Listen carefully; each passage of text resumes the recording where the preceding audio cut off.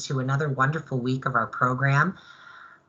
So we're coming here together each week to learn about First Nations and Indigenous culture, and we're here each week to be a part of that continued reconciliation process. So although we have several weeks that we're coming together, we also know that this process is going beyond just this program. It's a conversation we need to continue having with other people out there in the community.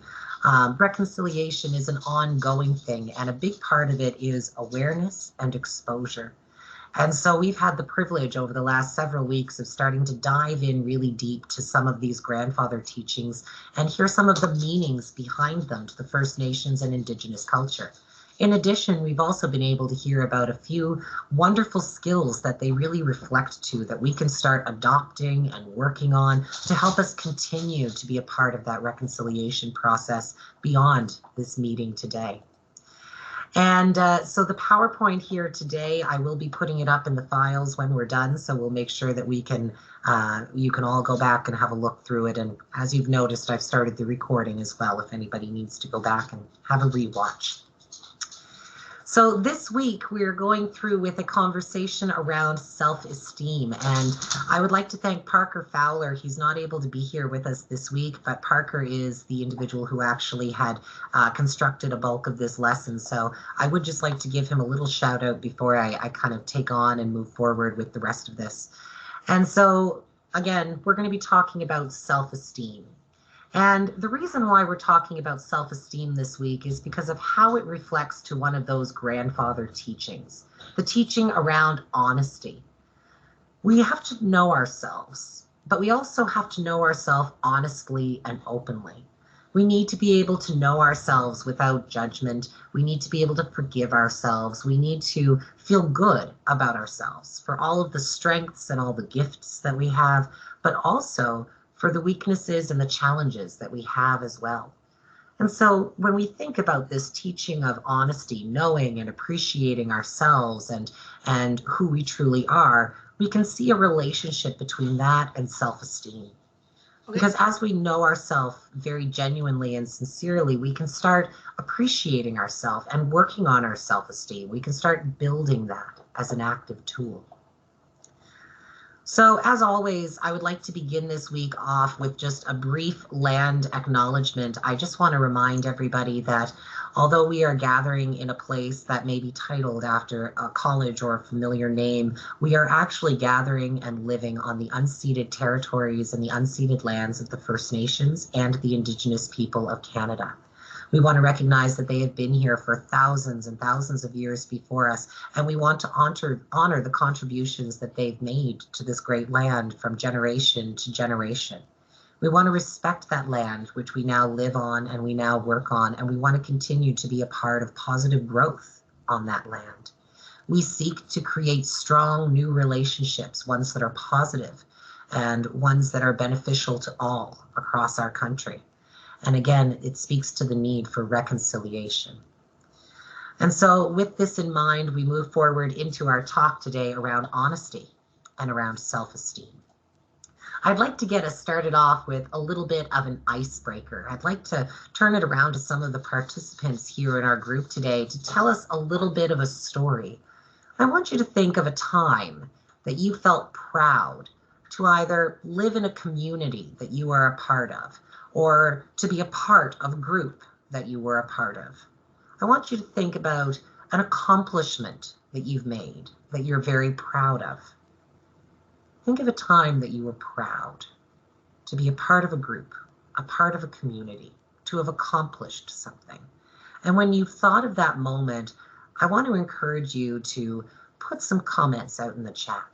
Type it out to us and tell us a little bit about that story. Tell us a little bit about what it is that you're proud of, or what group or what community you're proud to be a part of. Oh, now Kathleen, speaking right to my heart here. The community she's proud to be a part of is her CYC class. Good choice. Tell me about that. What is it that makes you proud of being a part of the CYC class?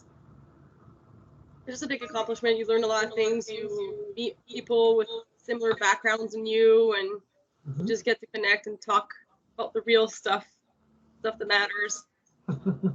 And then you learn to deal with not only certain aspects of yourself, but you also learn to help other people. And yeah, it's a nice feeling.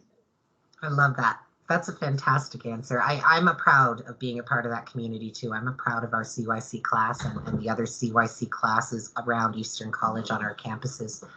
And I think I'm proud for the same reasons, right? Like it's those shared values and beliefs that we have, and, you know, feeling connected to those people and feeling like I'm doing something meaningful. So Armenia mentioned that she's pretty sure there are other people who feel that way in the room too, other people who are part of that class.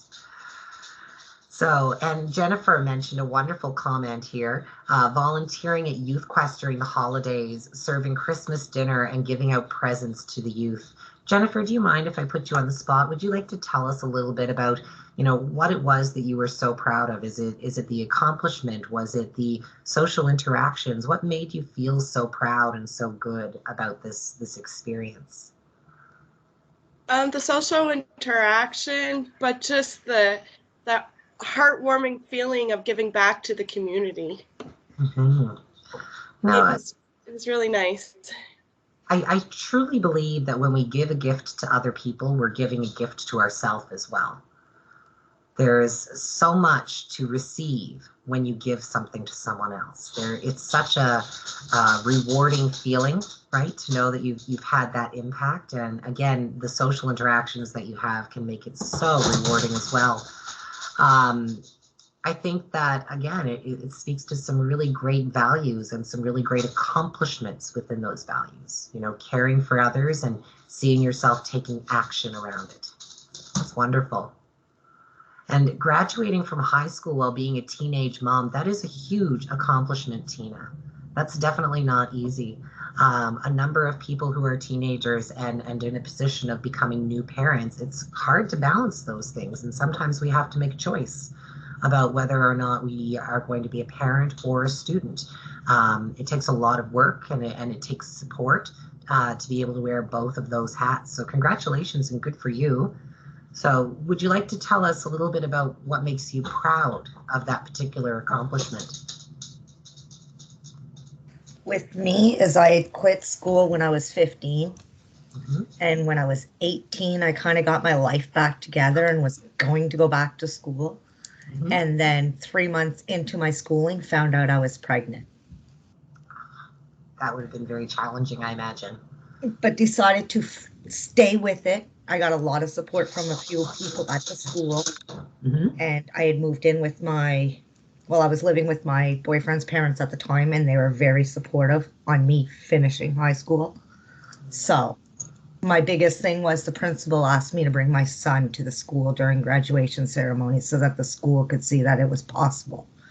Nice. Well, it just goes to show that as much as accomplishing something for yourself, you know, there's that potential that you could be inspirational to others. Your accomplishment could be for other people to inspire them. So there are a lot of great things that have come up in these conversations, things that make us feel good about ourselves, things that make us feel proud of being a part of a community, being connected to people or accomplishing certain goals. It sounds to me like having people with shared beliefs and shared values can make us feel good about ourselves. It can be very validating and strengthen in how good we feel about ourselves. It also sounds like giving to others when we have something to offer, when we have something to teach, can be very rewarding as well. I'm also hearing a lot about accomplishments. You know, when we have goals that are in line with our values and our beliefs, and we accomplish those goals, or we take action within those, belief frameworks, sounds like that makes us feel pretty good about ourselves as well. Adversity may pull us down, but accomplishment, social support, and connection, having a feeling of giving back and having a feeling of purpose, it sounds like all of these are building a little bit of resilience and bounce back for those moments as well. Are they not? So, excellent little icebreaker just to hear from everybody to get us started. And so I want to talk a little bit about self-esteem. Everybody out there wants to have a good, solid sense of self-esteem. We all want to feel good about ourselves, but it's actually pretty complicated. It's not just as simple as having good self-esteem or bad self-esteem. In fact, there are a lot of things out there that can influence your self-esteem overall over the long term of time, but also in the short term. Sometimes our self-esteem has little dips in it. You know, certain events or certain happenings, certain people can really, really kind of tank our self-esteem on occasion. So self-esteem is supposed to be all about how we feel about ourselves. Do we feel worthy? Do we feel good about ourselves? Do we appreciate ourselves? Do we love ourselves? Are we confident about ourselves? But again, it's not always perfectly static. Some things can influence it. We can be brought up in ways that can help to nurture and develop our self-esteem. We could also be brought up in ways that can really drag down our self-esteem and make us feel very poor about ourselves. Something that I heard from our icebreakers is about how much connection to others and giving back to our community and being around people with similar beliefs and values is all so, inspiring, I guess, for us. It makes us feel good about ourselves. We feel proud about being us and being a part of this group. And again, that helps to fuel that strong self-esteem. But I'm reminded of what we've learned about First Nation and Indigenous history. And I'm reminded that a number of First Nations and Indigenous people may not have a number of those things. For generations throughout the residential schools and throughout history, we've taken this grouping of people and we've alienated them. And we have told them that they are less than, and we've basically put out a lot of prejudice and active racism and discrimination towards them. And we went through this cultural genocide of trying to remove them from their customs and their cultures and their traditional dress. So where is their ability to easily connect with people who have similar values, similar beliefs? Where is their ability to have the affluence or the security to be able to give back to others and help other people? I see a group of people that have a number of skills, but I also see a group of people who may have a lot of struggles with their self-esteem because of the history that has gone on around North America. I think that there's a lot of things that we can do to build and improve on our self-esteem, and I think that's something we need to be aware of. I want, first of all, for us just to take a couple of minutes to throw into the chat. Think about what influences your self-esteem. Now, we did a little icebreaker. We thought about things that, we feel proud of, we feel good about and accomplished, things that have made us happy to be connected to others. But I want you to take that just one little step further and take a very specific lens. Think about times you felt really good about yourself. Think about times you felt really poorly about yourself.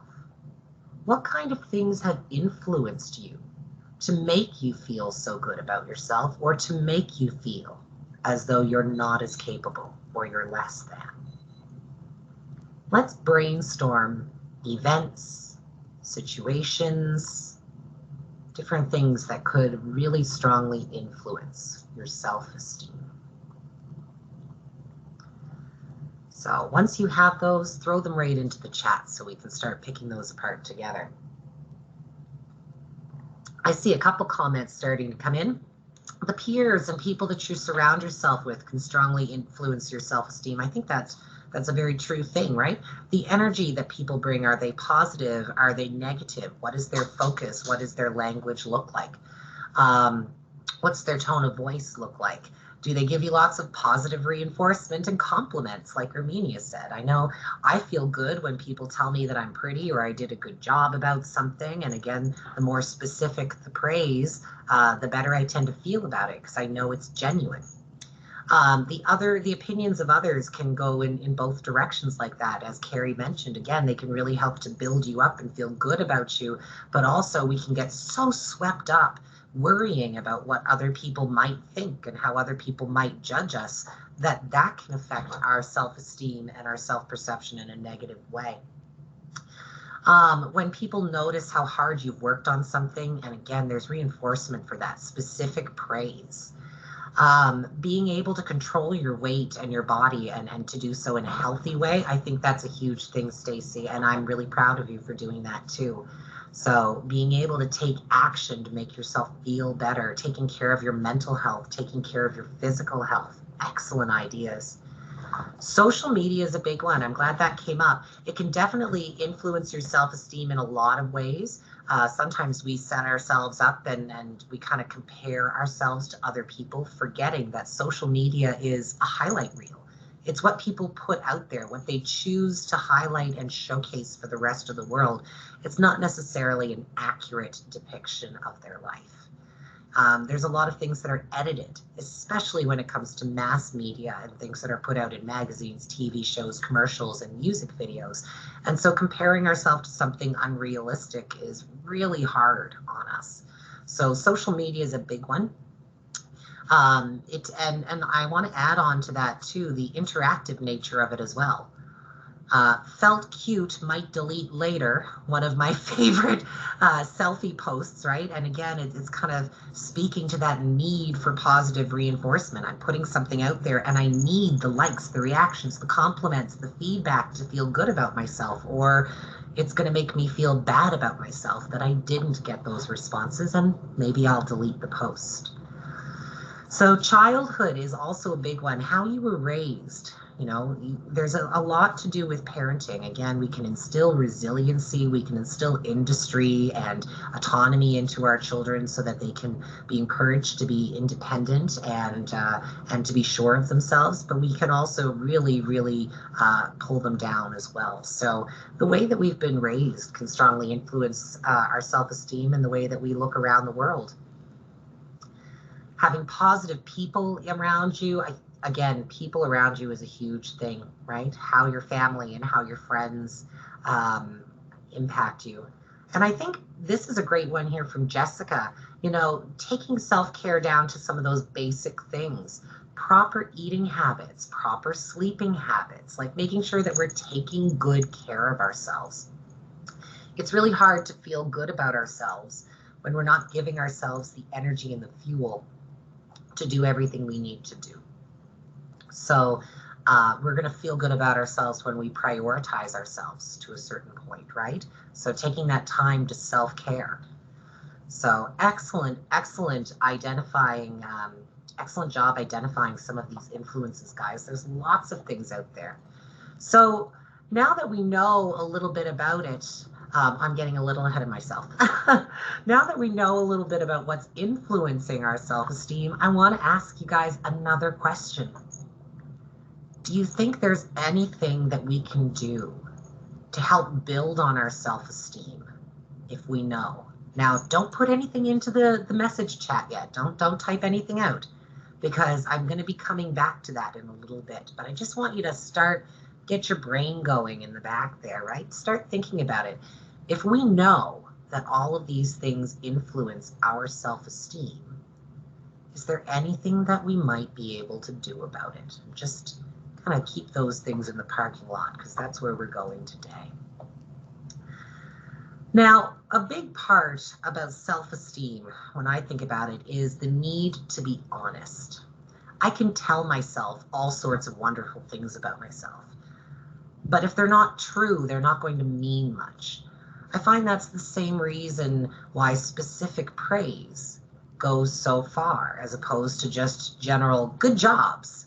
You know, when somebody tells you, you did a good job on this, you did a good job with this, I like how you did this way.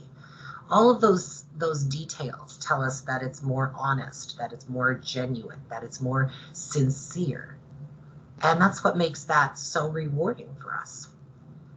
I think that the other side of being able to be proud of things that we're honestly seeing is also being able to take criticism and to turn that criticism into a learning moment as opposed to a crisis moment.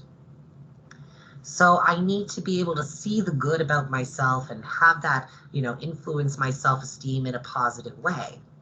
But I also need to be able to recognize my challenges and my shortcomings. And I need to be okay with that. I need to not beat myself up about that. I need to be honest. And then I need to be able to, again, do something with that, turn it into a learning moment. And so I really like this idea of the Sabe, or the raven who is representing honesty to us. And it's believed that the raven or the Sabe is one of the closest animals to the spirit world. They fly high above, much like the eagle does, and so they're very close to the Creator, and they have this almost eagle-eye view, if you will, being able to see over all. So they can see everything and, again, weigh it in and be okay with it. They can be logical. They can have integrity and honesty with that bird's eye view, so to speak. Now, as much as I love speaking about the Sabe, I'd rather turn it over to our elder Hazel, who has done a couple of these videos with us that we've been going through, and she's going to tell you a little bit about the Sabe and the raven and how they represent honesty. And again, we're going somewhere with this, right? So we know that things impact our self-esteem. Not everything is positive. It's not just about being honest about the good stuff. What happens when there are criticisms or things that don't go our way, or we're not around people we're connected to? What happens when the world isn't a positive, happy place? How do we maintain our self-esteem? And so again, this look into honesty in the raven, I think, is going to help us get our footing.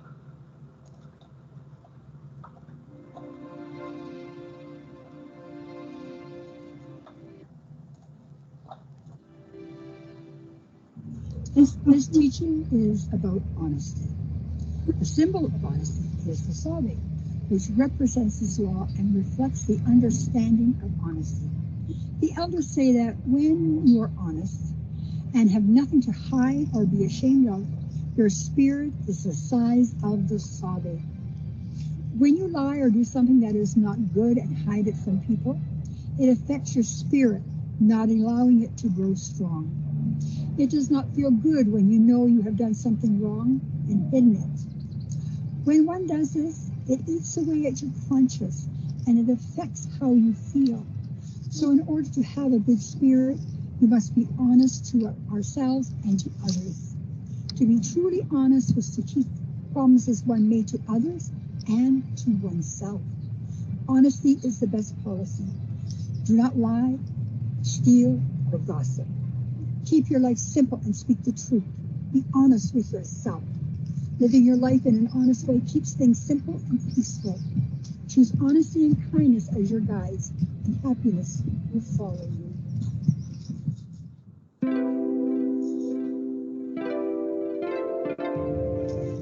This story is called The Case of the Broken Mirror. Mason liked to pretend being a detective. He had everything he needed except a mirror so he could be peeking around the corners and looking for clues. Hey, Mom, do you have a mirror I can use for my detective kit? Why, yes, I do, son. I have one. But please be careful with it. The mirror was a perfect fit in his pocket, and his kit was complete, and he was ready to play detective. When he bent down to get a closer look for a possible clue, the mirror slipped out of his pocket, and he heard a crunch when he knelt down on the floor. Oh, no, Mom's mirror is broken, and I promised to be careful. It was an accident. What am I going to do? He had been taught to always tell the truth, and right now that did not seem easy. Mason didn't feel brave to tell his mom about the mirror. Mason didn't feel like playing detective anymore and was worried what to do. Finally, he slipped that mirror back into Mom's drawer. Uh-oh. At dinner, he didn't feel like eating. Then he went to bed, and he was still worried about the mirror. The next morning, holding the pieces in her hand, his mom asked what happened to her mirror. I don't know. I put it back when I was finished playing, but as soon as he said it, Mason felt awful. And all afternoon, he felt worse and worse. Telling a lie felt even worse than keeping the secret. He decided there was only one thing he could do to feel better. He went and found his mom. I know what happened, Mom. I knew you could solve the mystery of that broken mirror, son. It's not a mystery, Mom. I broke it. It fell in my pocket when I was looking for clues. I'm sorry. You know, well, I'm so glad you told me, Mason. I think you know it's always best to tell the truth.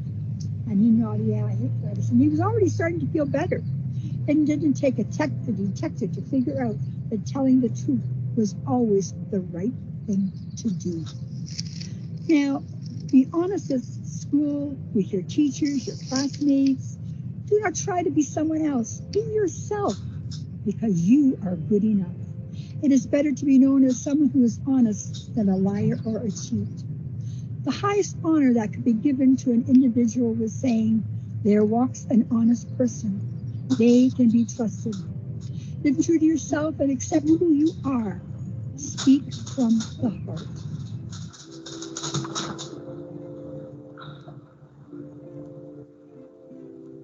Okay, so a great little story there from Elder Hazel. And again, it reminds us a little bit about honesty. So honesty is something that we can do in different ways. We can be honest to other people, and we can be honest to ourselves. And I think that it's really important for us to do both. Much in the way that we can feel proud of something. We might have moments in our past where we are not feeling so proud about the actions that we've taken.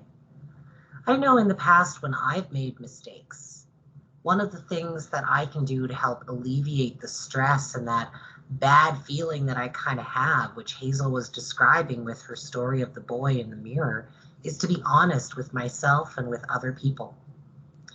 I need to recognize that not everything is within my control. And I need to hope that maybe by being honest and being respectful towards myself and others, that this mistake or this error or this thing I would have liked to have done differently can be an opportunity for me to learn. I think that it can be challenging to admit the things that we've done wrong. And I think it can be challenging not just to admit to other people, but also to ourselves. Sometimes it's hard to say, I didn't do good at this, and I would like to have done better. Because when we say that to ourselves, it hurts our self-esteem. Sometimes it's challenging for us to recognize that when we make a mistake or we do something wrong, it doesn't mean that we ourselves are defined by that mistake. It does not mean that we ourselves are defined by that error. It's a part of us. It's a choice we made. It's an action we took, but there's also so much more to us. And that mistake or that error is a chance for us to learn. Honesty and resiliency. These are things that we need to build our self-esteem, aren't they? They're things that we need to help feel good about ourselves. And I think one of the biggest things that this comes down to is acting with integrity as well. Being honest about what our actions are and being sure that they line up with our values and our beliefs. Why did that boy feel so bad about being dishonest about what happened to the mirror? Because we have a value or a belief. You know, he mentioned in his family, they always encourage you to be honest. When we are raised and we hold that value or that belief and then we act outside of it, it doesn't sit well with us. So I think one thing that we need to do in order to build our self-esteem is to be honest with ourselves and with others so that we can act in line with those values and those morals. And when we do have a foot that goes astray, we can navigate ourselves back on course. So my next question that I would like to ask everybody there, and I'm just going to pause my little screen share here for a moment, is how do you think you can build your self-esteem? How do you think you can use honesty to help build your self-esteem? What different ideas come to mind? And if you have an idea, feel free to put it in the chat, or you can also put up your hand on Teams if you'd like to talk to us for a minute and share your ideas. But we know, we heard before the break that different things influence how we feel about ourselves. We came up with all different kinds of ideas. We talked about how much honesty can affect how we feel about ourselves and our actions. Being honest about our actions to other people, being honest with ourselves. How can we help to improve our self-esteem a little bit? Is there anything we can do keeping honesty in mind?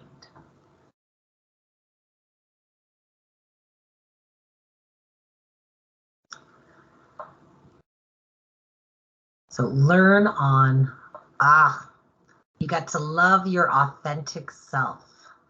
I think that's a really great one. And how are we going to get to know our authentic selves? I think there's a lot of ways we can do that, right? Being honest would give you a clear conscience. I think that helps to improve your self-esteem. I agree with you, Jessica, right? When we're honest and we feel like we've acted with integrity, we've taken ownership when we do have a foot out of line, it helps us to be resilient. We feel like we've done our best. We've done what we can. And again, it can make you feel good about yourself. Speaking the truth, I'd like to throw that out there. You can speak the truth to yourself as well. You can journal. Have conversations with yourself out loud in your head or maybe even on paper. And again, be honest, but be positive and constructive.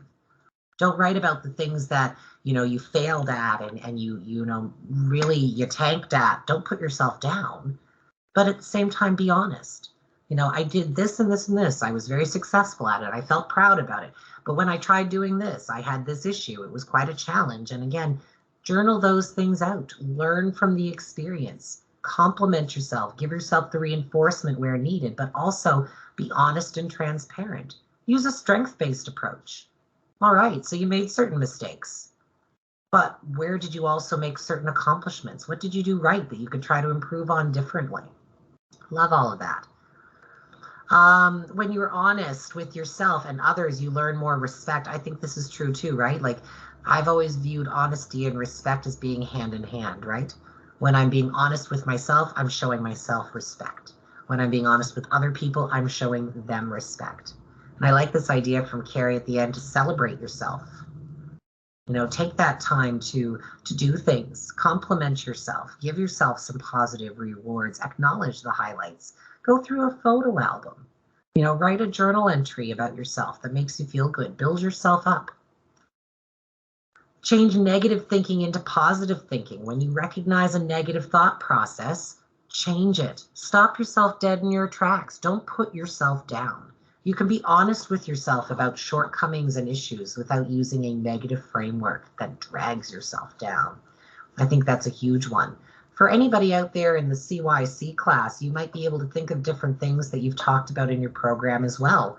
Things like building a self-care kit, right? Putting in those different things that you need to make sure that you are mentally and physically well.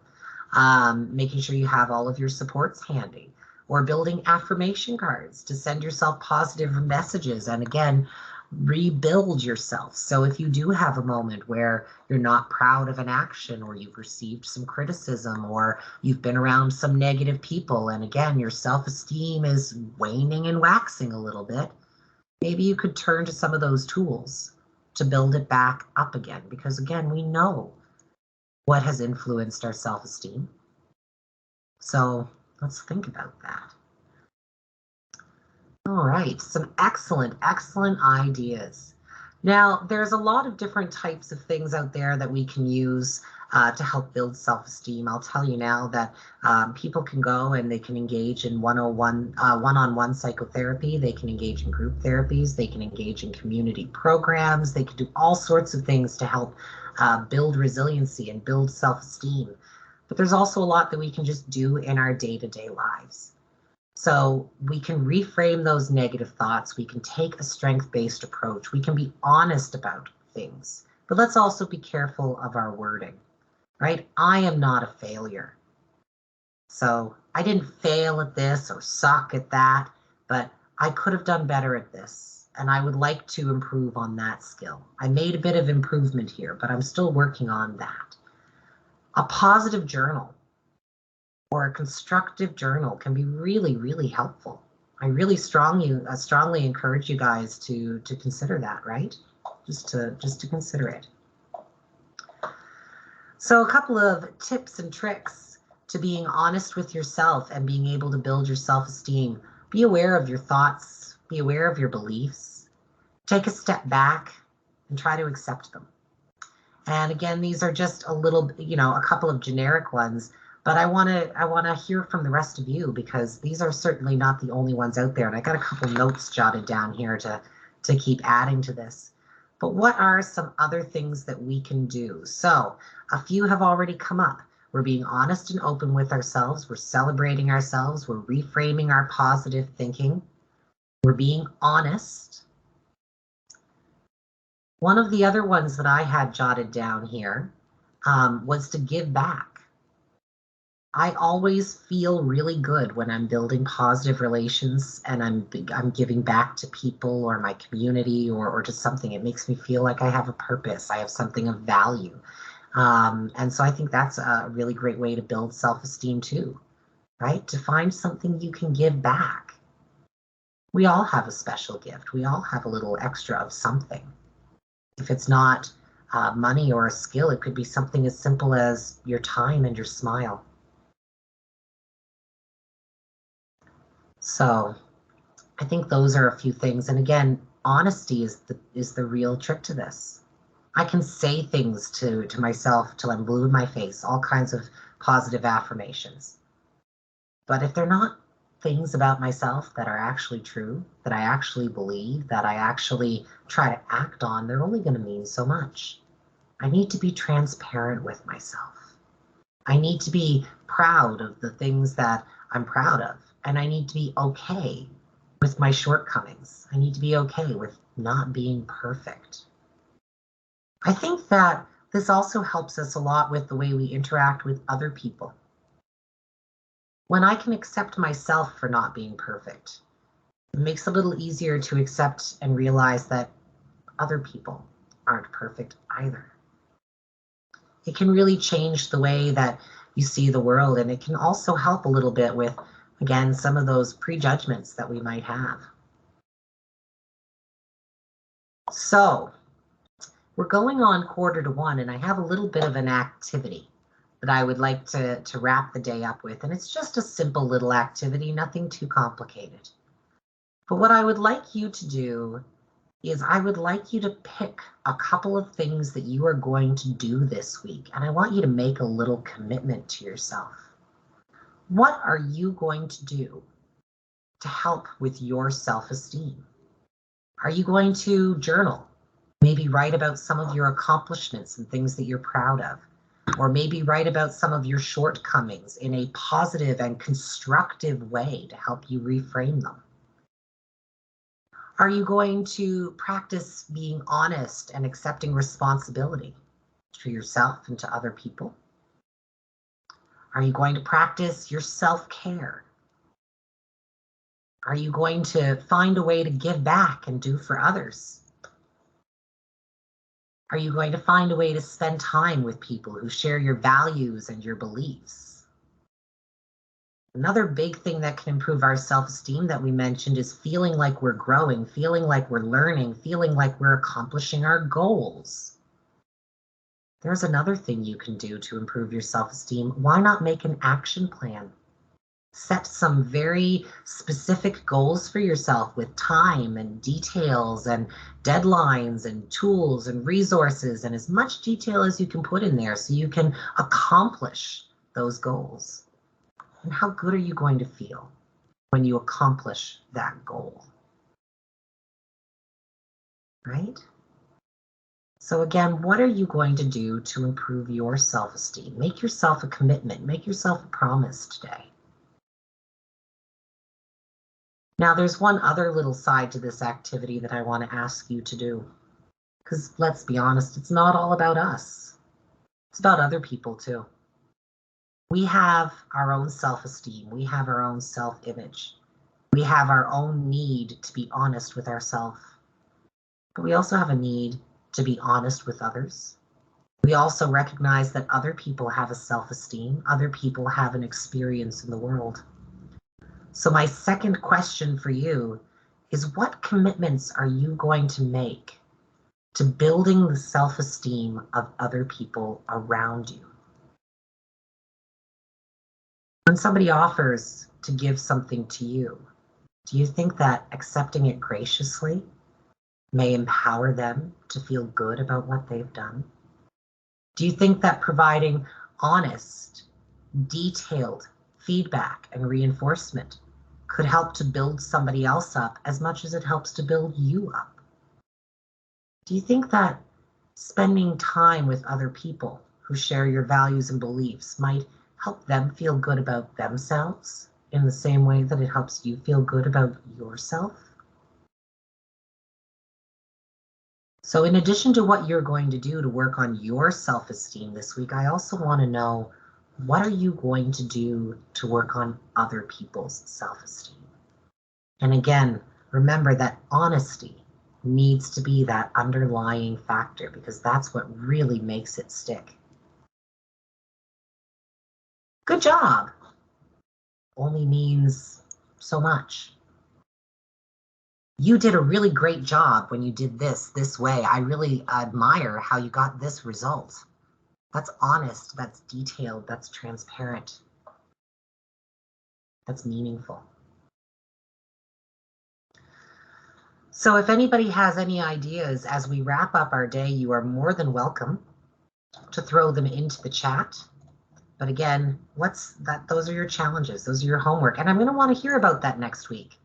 I think that's going to be a fun way to start our lesson next week. Let's hear, how you did work on your self-esteem. What did you do? Did you fill out that journal? How did you help build other people's self-esteem? Did you provide honest, detailed feedback and compliments? How were you honest with yourself? How did you work on yourself? So, alrighty. Now we are coming to the end of our discussion today. Again, you're more than welcome to throw any thoughts out there, showing yourself love, forgiveness, compassion. I love that, as you would to others. That's a great idea, Carrie. A lot of times we can be our own worst critics, can't we? So think about treating yourself as you would a friend. Excellent idea.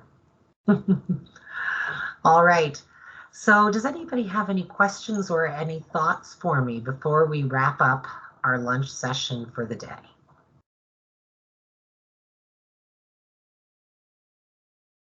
Oh, well, I'll take that heart from Kathleen. That's sweet. Here's one back for you.